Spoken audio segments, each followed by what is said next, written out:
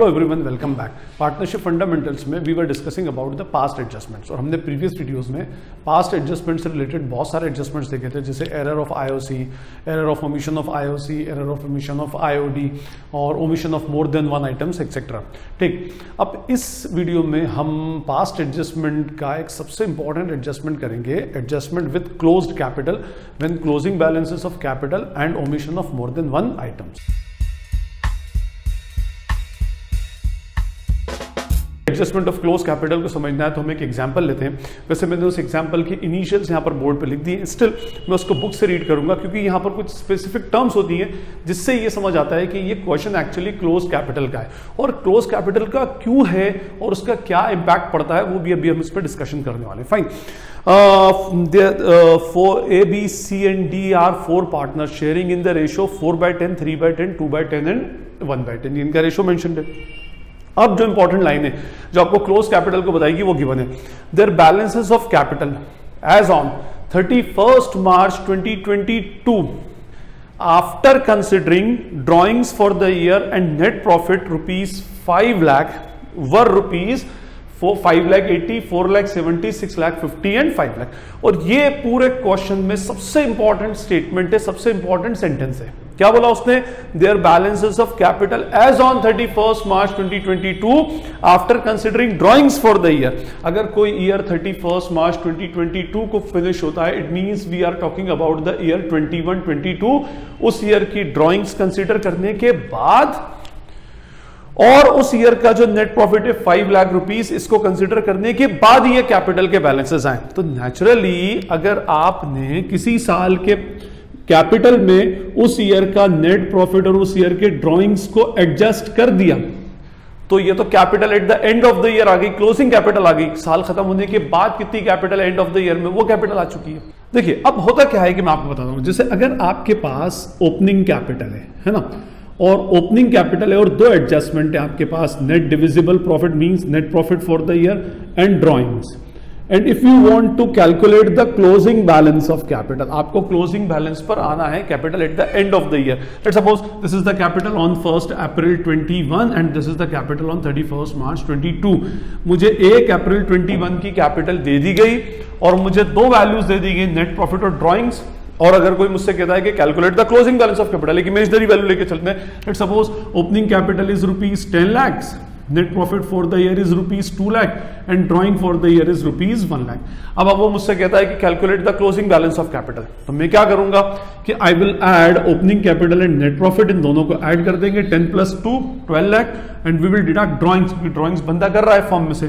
तो हम ये बोल सकते हैं closing capital will be rupees 11 lakh और we can say capital at the end of the year is rupees 11 lakhs। It means कि हम ओपनिंग कैपिटल में नेट प्रॉफिट को ऐड करते हैं और ड्रॉइंग्स को लेस करते हैं। और अगर आप पार्टनर्स कैपिटल के मैकेनिज्म को भी देखेंगे तो हम क्या लिखते हैं उसमें, क्रेडिट साइड में by balance brought down, by interest on capital, by salary, anyways को छोड़े हम by NDPP and appropriation net divisible profit. और अगर हम क्रेडिट में लिख रहे हैं means we are adding that net divisible profit in opening balance of capital. और ड्रॉइंग्स कहां लिखी जाती है? डेबिट साइड में। तो ड्रॉइंग्स अगर डेबिट साइड में लिख रहे हैं means we are deducting that drawings from that opening balance of capital. और फिर क्रेडिट को प्लस करके डेबिट डिडक्ट करने के बाद में we will finally reach to the closing balances of capital. ठीक है, तो मींस ये जो क्लोजिंग बैलेंसेस गिवन है, ये क्लोजिंग बैलेंसेस क्वेश्चन में मेंशन्ड है कि ये इस ड्राइंग को एडजस्ट करने के बाद, ये ड्राइंग्स और इस नेट प्रॉफिट को एडजस्ट करने के बाद आया है। ड्राइंग्स को और नेट प्रॉफिट को एडजस्ट करने के बाद का मीनिंग क्या? इट मींस इस कैपिटल को लाने के लिए ओपनिंग कैपिटल में हमने क्या किया था, नेट प्रॉफिट को ऐड कर दिया था और ड्राइंग्स को माइनस कर दिया था। ठीक है, जैसे हम इसको एक इक्वेशन से अगर हम समझें कि let's suppose closing capital is equals to opening capital plus net profit minus drawings. अब हमारे पास ये तीन वैल्यूज होती हैं तो this can be calculated very easily. But अगर मुझे ये दे दिया जाए, ये नहीं पता, ये दे दिया जाए और ये दे दिया जाए, तो हम क्या कर सकते हैं, इसको x रख करके इन वैल्यूज को उठाकर अगर हम इधर लेकर आएंगे तो फॉर्मूला क्या बनेगा, opening capital is equals to closing capital, ये माइनस इधर आकर क्या हो जाएगा, प्लस ड्रॉइंग्स, और minus net profit, plus net profit क्या बन जाएगा, माइनस नेट प्रॉफिट। मींस हमें क्लोजिंग से अगर ओपनिंग पर आना है तो जो हम एक्चुअल एडजस्टमेंट डालते हैं उसके हमें रिवर्स एडजस्टमेंट्स डालना पड़ेंगे। जो चीज ऐड होती है उसको डिडक्ट करना पड़ेगी, जो चीज डिडक्ट होती है उसको ऐड बैक करना पड़ेगी। ठीक है, चलिए जी, ये तो आ गया कि हमें क्लोजिंग कैपिटल से ओपनिंग कैपिटल पे आना है। ठीक है, but the biggest question is that why we are going to calculate the opening capital. Requirement क्या है ओपनिंग कैपिटल की, क्यों कैलकुलेट कर रहे हैं? आज तक तो किसी क्वेश्चन में कैलकुलेट नहीं किया। अब अगर आपको क्लोजिंग दे दी तो opening capital, why are you calculating opening balances of capital? And the question is one and only, and the reply is one and only one, that we have to calculate what? IOC. And usually interest on capital is calculated on the opening balance of capital. अब, और मैंने आपको बताया था IOC, IOD, IOL का कोई भी lecture देखें तो मैंने आपसे कहा था कि इसमें एक डेट सबसे इंपॉर्टेंट होती है, date of closure of account या date of closing of account, क्योंकि उसी डेट पर हम क्या करते हैं, हमारे सारे इंटरेस्ट कैलकुलेट करते हैं, वेदर IOC, वेदर IOL और वेदर IOD। तो अगर हमारा ईयर एंड हो रहा है 31 मार्च 22 को और इसी डेट पर हम क्या कर रहे हैं, आईओसी कैलकुलेट कर रहे हैं, तो 31 मार्च 22 का आईओसी कैलकुलेट हो रहा है और बैलेंस भी कौन से डे का दिया, 31 मार्च 22 का, तो सेम डे पर कैसे आप इंटरेस्ट कैलकुलेट कर सकते हो? तो IOC is always calculated on the opening balances of capital until unless कोई उसके अंदर additional capital withdraw, additional capital introduce और कोई कैपिटल का विड्रॉल नहीं हो तो। In normal circumstances, capital is always, IOC is always calculated on the opening balance of capital. That's why we have to calculate what? Opening balance of capital. ठीक है ना? तो समझ में भी आना चाहिए कि भाई अगर मान लीजिए इसके अंदर ये केस ही नहीं होता तो फिर हम इसमें opening balance of capital calculate करने की रिक्वायरमेंट ही नहीं थी। हम तो क्या करते हैं, डायरेक्टली आईओसी का अगर एडजस्टमेंट ही नहीं होता तो हम इसमें opening balance of capital calculate भी नहीं करते। तो ओपनिंग बैलेंस ऑफ कैपिटल सिर्फ एक ही इंटेंशन से कैलकुलेट हो रहा है, that is just to calculate the IOC. Fine. तो अब इस क्वेश्चन की जो पूरा शेड्यूल होगा, पूरा जो मैकेनिज्म होगा वो किस तरह होगा? First we will calculate what? Opening capital, है ना? ओपनिंग कैपिटल कैलकुलेट करेंगे ताकि हमारे पास ओपनिंग बैलेंसेस ऑफ कैपिटल आ जाए, so that we can calculate IOC on those opening balances of capital. फिर उसके बाद we will make the adjustment table, और एडजस्टमेंट टेबल के अंदर मैंने प्रीवियस वीडियो के अंदर बताया था कि नेट प्रॉफिट गिवन हो और नेट प्रॉफिट ना गिवन हो। यहां पर नेट प्रॉफिट दिया हुआ है 5 lakh rupees. The biggest problem is that कि 5 लाख रुपीज आया है before all above adjustment, means this is the wrong profit, और ये रॉन्ग प्रॉफिट उनको डिस्ट्रीब्यूट हो गया है, इसको भी हमें क्या करना पड़ेगा? कैंसल आउट करना पड़ेगा। तो first we will make the statement for calculation of opening balances of capital.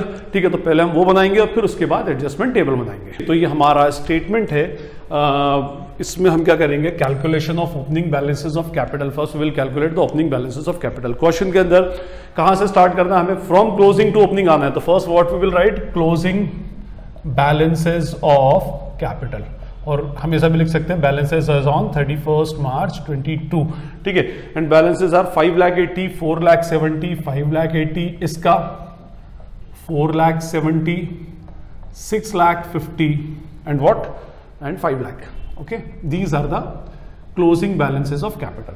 और अभी मैंने आपसे क्या कहा कि हमें क्लोजिंग से ओपनिंग पर आना है, तो जो एडजस्टमेंट हम ओपनिंग से क्लोजिंग आने पर करते हैं उनके रिवर्स इफेक्ट डाल देंगे। ओपनिंग से क्लोजिंग आने के लिए we will deduct the drawings, now we will what? Add the drawings. तो हम क्या कर देंगे? Add drawings.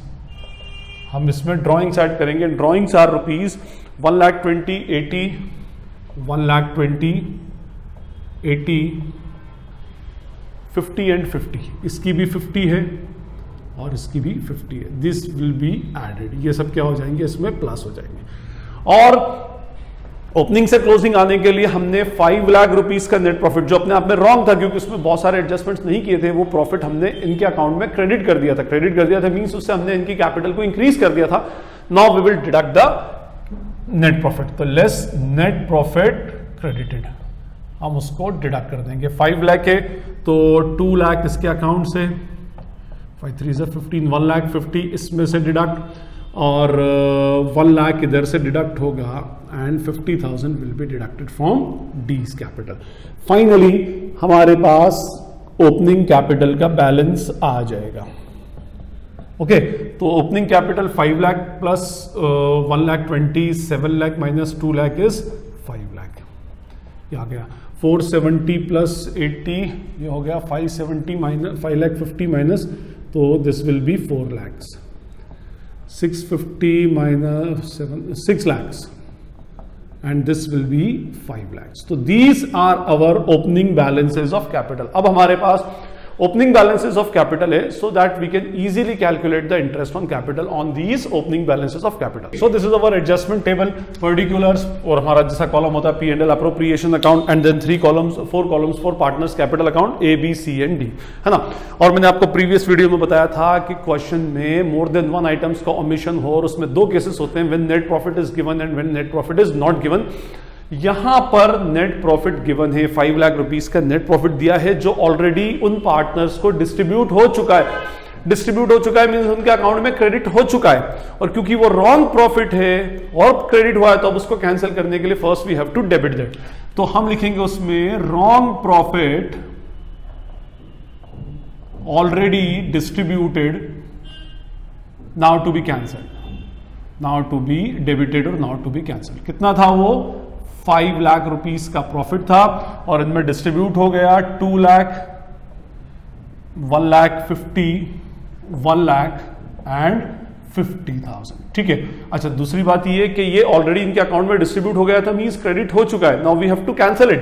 तो हम क्या करेंगे? इनको डेबिट कर देंगे. ठीक है, ये इनको डेबिट कर दिया. और P&L अप्रोप्रिएशन में क्योंकि ये एनडीपी था, और P&L अप्रोप्रिएशन में एनडीपी कौन सी साइड पर आता है? Debit side. और डेबिट की आइटम कैंसिल करनी है, तो हम क्या करेंगे? इसको क्रेडिट करेंगे. Means we are again raising that amount of profit so that we can adjust all these omission. जो भी हमारे पास ओमिशन है वो हम उसको एडजस्ट कर सकें. फाइन, चलिए, तो ये क्रेडिट हो गया. उसके बाद अब हम हमारी जैसी ओमिशंस होती हैं यूजुअली नॉर्मल, वैसे ही हम ओमिशंस करेंगे. क्या क्या भूले? IOC, salary, commission and IOD. तो यहां पर क्रेडिट नेचर है. मैंने आपसे कहा था कि पहले एक जैसे नेचर का आइटम ले लेता हूं, और अगर आपको बाद में लेना है तो you can take it afterwards also. ठीक है, तो हम ले रहे हैं यहां पर IOD to be debited. IOD भी भूले, है ना. अब आईओडी का केस यहां पर है, IOD is to be debited at the rate 10%. ठीक है, फिर वही case, no date is mentioned and no per annum word is used, so interest will be calculated for the full year. आपको IOD का case ध्यान रखना पड़ेगा, एक डेडिकेटेड वीडियो है, you can watch that video also. ठीक है, so drawings of A is 1,20,000, तो इसका हो जाएगा 12,000 debit. Drawings of B is rupees 80,000, तो 8,000 डेबिट. 5 था 50,000 का 10%, 5,000 debit and 5,000 debit. In all total 20,000 कहां जाता है? आईओडी P&L अप्रोप्रिएशन के क्रेडिट साइड में. फाइन, तो ये तो हो गया जी. ठीक, उसके बाद अब जो मेन चीज जिसके लिए हमने कैलकुलेट किया था, व्हाट? आईओसी. तो आईओसी को क्रेडिट करते हैं, तो IOC to be credited at the rate 10%.